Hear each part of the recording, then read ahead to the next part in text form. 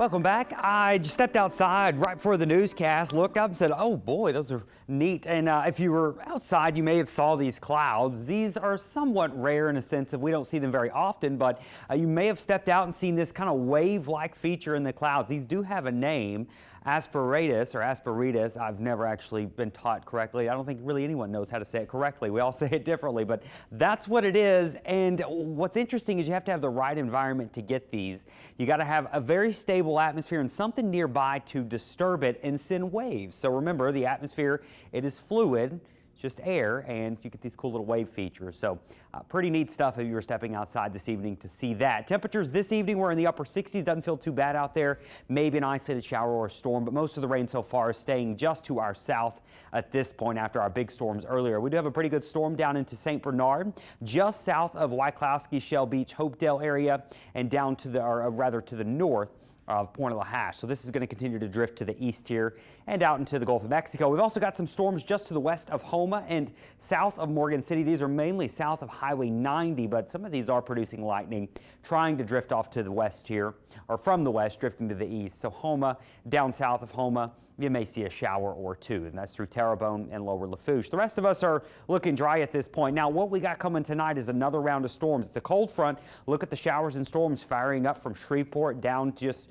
to the north of Houston. That's going to be moving into our area late tonight. We're talking after midnight for most people. So here we go. Going to be an overnight event, unfortunately, but we'll be here tracking it for you. You can see around 10, 11 o'clock, most still to our west, but as we get closer to the midnight hour and after midnight, the storms are rolling in. Now, the exact timing, give or take an hour on this. This is just one model run, but it shows what I think is going to happen. There's the storms rolling through late tonight. A few of these will be severe, probably with gusty winds, hail. Can't rule out an isolated tornado. Now, the good news is we get it in here overnight, but that means it'll be out of here by tomorrow morning. So if you're waking up at 5, 6 a.m., a lot of the rain will be clearing to the east and a north wind will be taking over, bringing in some cooler temperatures. So it will feel a lot better for your Sunday. There is a risk for severe weather tonight. With that, overall, the risk is low, but it's there. A level 2 out of 5. Once again, damaging winds, maybe some hail or an isolated tornado or two are certainly possible. With that being said, it's one of those events where a lot of this will happen when you're asleep, and if a tornado warning is issued, you do need something to wake you up. A weather radio, if you got one, is your best bet. Your cell phone will also work to wake you up as long as it's a smartphone. It will send out that loud, obnoxious tone if you've got the alerts on, so not a bad idea to make sure those alerts are on. And of course, you can track it all with our WWL TV app. If a severe thunderstorm is moving in, you can pull up our Stream Us. We will be here covering it for you no matter how late in the night. So something to watch as we go through tonight.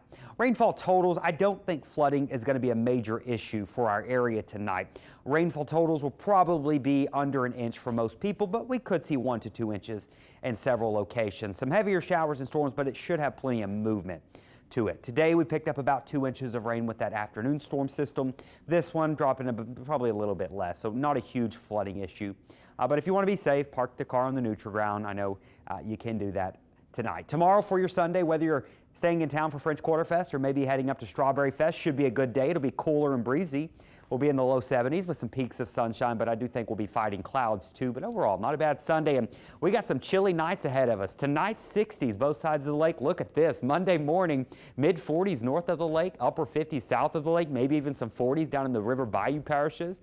I mean, there's going to be a chill in the air on Monday morning, and then Tuesday morning looking cool, and then we'll gradually warm things up into next week. Here's the 7-day storms tonight.